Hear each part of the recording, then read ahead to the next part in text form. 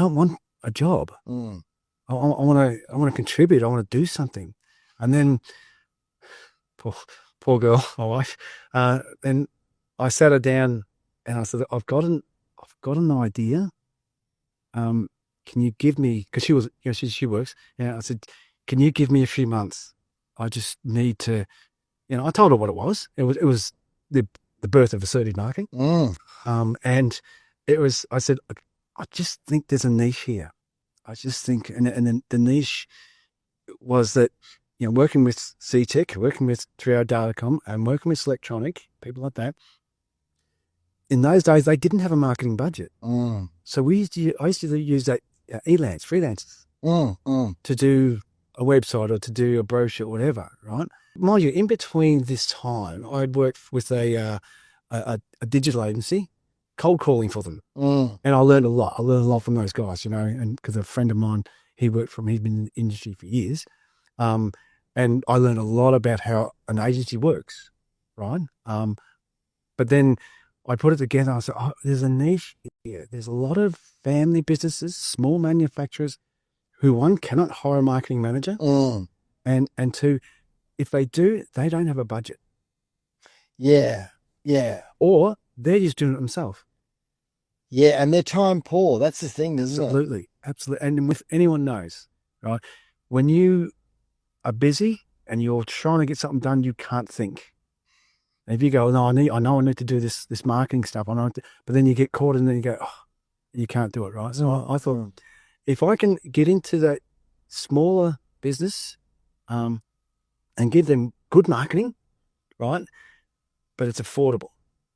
I reckon I can hit. There's a niche there. I reckon no one's doing it. No one's looking at. There are people doing it, but they're, probably foreign people, and they're doing the Google thing. Oh, yes. So I thought, no, if you can have a real presence in Melbourne, I can sit with them and meet every week and I'm their marketing manager or I'm their marketing department and get this stuff done. If you need a new website, then we get that done for you, but you're not paying, thousands and thousands of dollars for it. If you need a marketing campaign done, we'll get your brochures done. It's not, it's in your reach. And that's where I thought assertive marketing will fill that gap. Because if those small businesses don't incorporate some kind of marketing strategy, you get left behind in this day and age. Absolutely. And it's because everyone is so visually educated. There's marketing everywhere. We're bombarded. If you're not doing anything at all, you're at a severe disadvantage. That's what it's saying. That's the reality, isn't it? Yeah, absolutely. One of the guys from 3hour.com said to me, he said, we have the best product, if not in Australia, the world. Wow. But there's no point having the biggest secret in the world either, because no one knows about it. That's the thing, isn't it? And you have to, people have to know. Yeah. And that's one of the roles of marketing, isn't it? And getting out there. As we said, that's your job to get us known. Because a lot of business owners sort of know what they need, but they either don't have the time or don't know how to achieve it, or both. Yeah. Because we're all tempered by that finite reality, We're all going to die at the end of the day, and we've only got X amount of hours in the day, and how do we choose to spend it? It's a really important point. Is that something that you talk at length with your customers, that they are time poor? It's implied.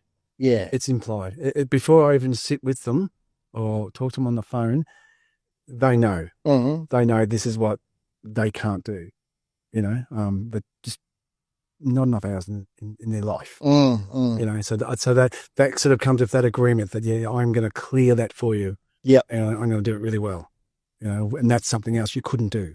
I'm never going to do a little course and something, but, it's the knowledge and experience that we bring to that time. So you've concentrated initially, with people in the renewable energy industry because you understand. You were, CTech. You had with that other company that was involved with electronics, etc. So you understand that kind of engine, even though you're not an engineer, as you said. You break things and stuff like that.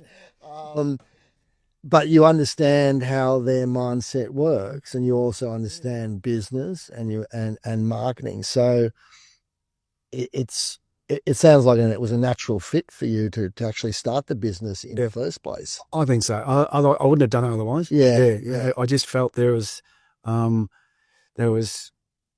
something, there's a synergy that wasn't working, and this has got to be it. Those jobs that I did those marketing roles in, I did very well, so there's something there, and there's also a thing where when I initially go in, it is a quick fix.